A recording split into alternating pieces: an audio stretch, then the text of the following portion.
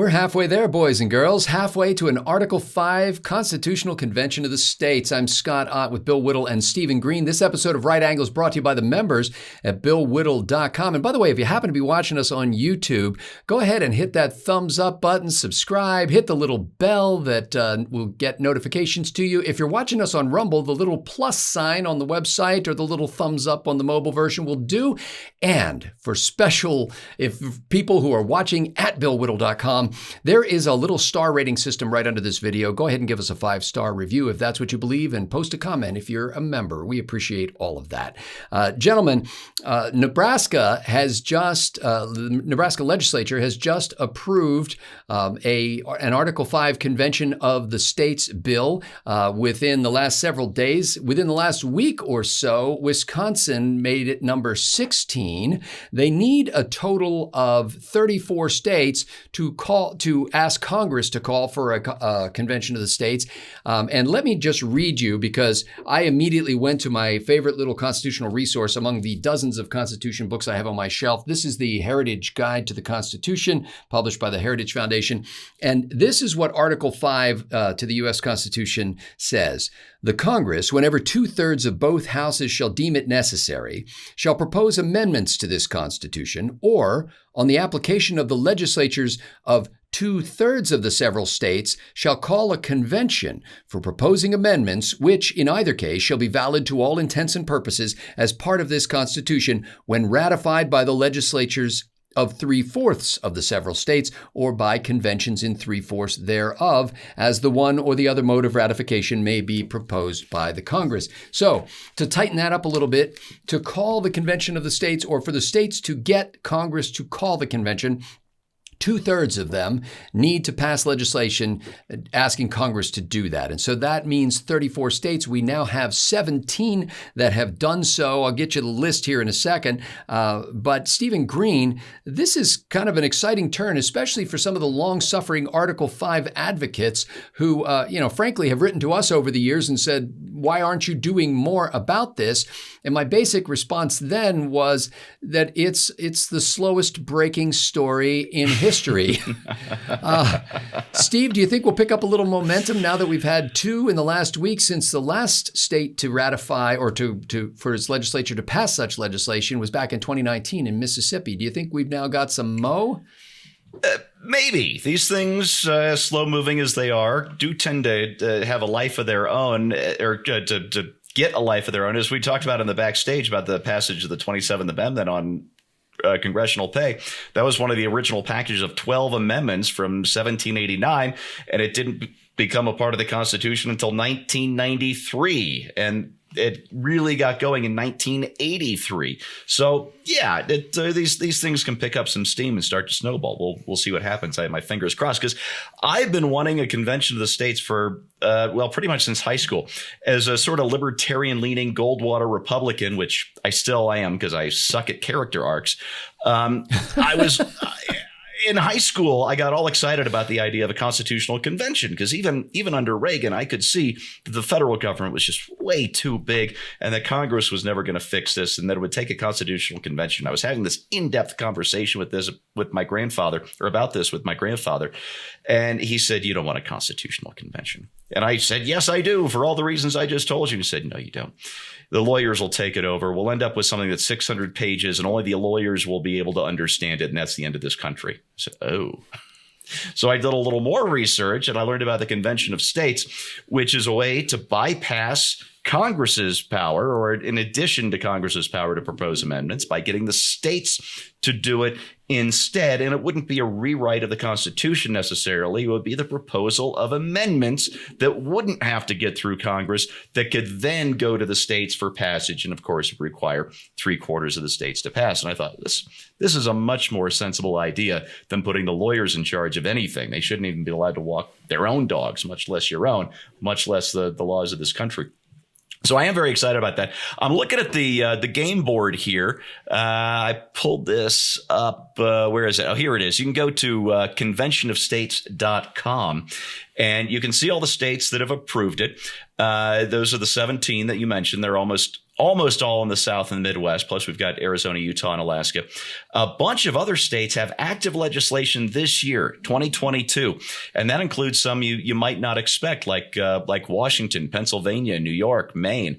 The ones I'm looking at that have proposed legislation where I think it could pass: Montana.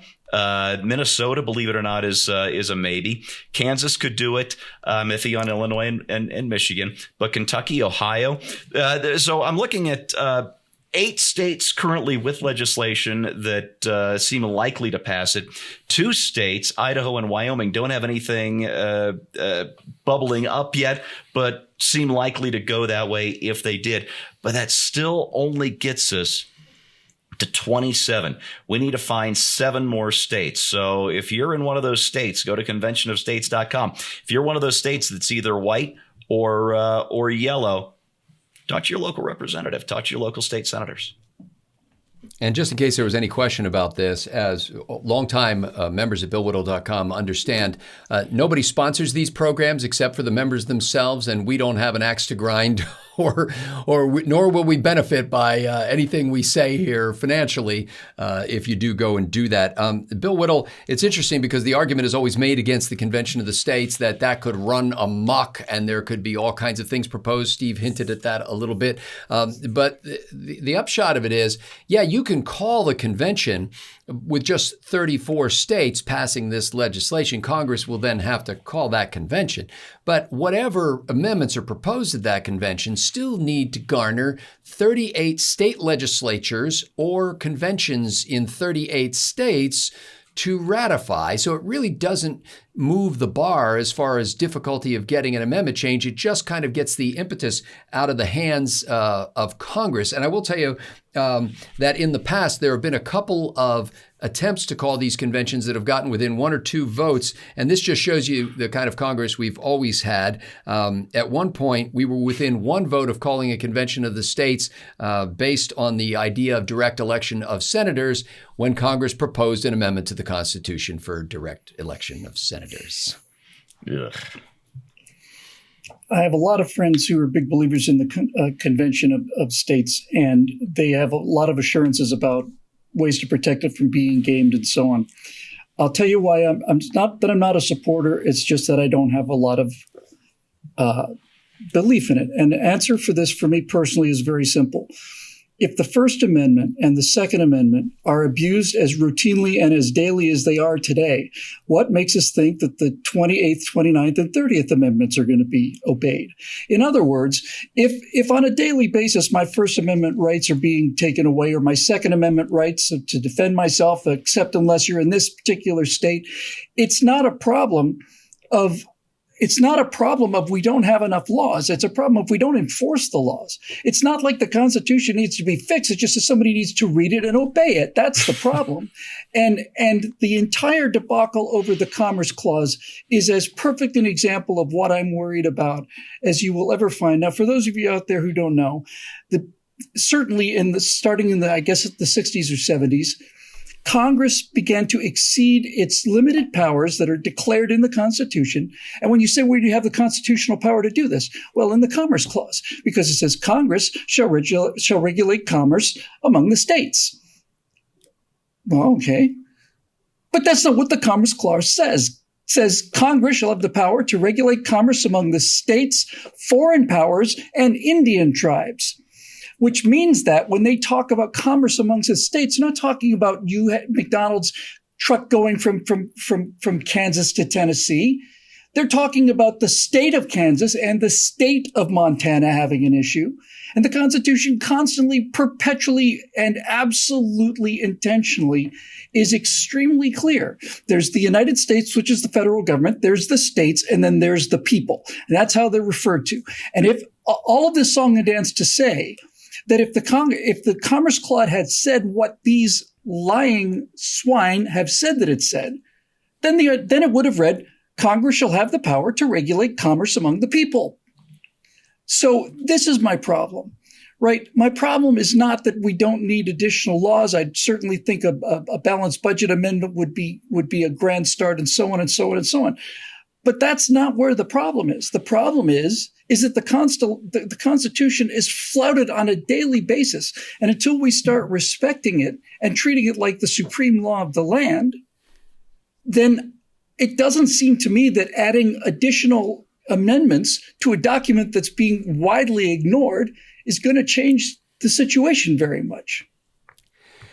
Well, I have a different view about this, and it's not because I'm any more hopeful than Bill is that suddenly we are going to become aware that there is a Constitution, or that our federal officials will suddenly become much more inclined to stay within the boundaries that we have laid out for them in the Constitution. But I think that getting large numbers of people to talk about the U.S. Constitution is a good thing. Even if much of that conversation comes out of ignorance, because frankly, whether you want to blame schooling or bad parenting or just disinterest or the luxury in which we live that inclines us to believe that everything's been running fine and will keep running fine as long as I can keep swiping on my iPhone, everything will be good. But I think just the idea of day after day news stories that there are bands of people getting together to talk about whether to amend this charter, whether to consider different ways to frame it. Most of the people behind the Convention of the States or the Article 5 Convention advocates are really pushing for more fiscal constraints on the federal government, to require the federal government to stay within its spending boundaries and its taxing boundaries as they see them. And so, that would be a healthy discussion to have. You still, because as I mentioned earlier, you still have to pass that 38 state threshold for ratification. It still makes anything that comes out of a convention still have slim odds of getting through. I mean, in the history, according to the Heritage Foundation Guide to the Constitution, from 1789 to 2005, some 5,000 bills in Congress were considered to amend the Constitution. 33 of those were sent to the states for ratification. Obviously, they were not all ratified. And as I mentioned earlier, it's very few of them can get up enough steam to, like the last efforts to call a convention of the states got within a couple of votes, but they always failed or Congress stepped in. This is what I think will happen this time, by the way. If you do get 34 states saying we demand the Congress call a convention of the states, I think you're going to see a Congress who at about 33 gets suddenly lit up with the new religion of financial responsibility and decide that they may want to float some preventative measure amendments out to the people in the sense that they will be amendments that look like they restrain Congress's wanton spending, but really they'll stay well within the bounds that Congress can control, and that the people who in Congress who manage to put forth these amendments will have figured out how to play the game in a way that looks like they're doing something when they're really doing nothing. For Bill Whittle and Stephen Green, I'm Scott Ott. Thank you to the members at BillWhittle.com for making Right Angle possible.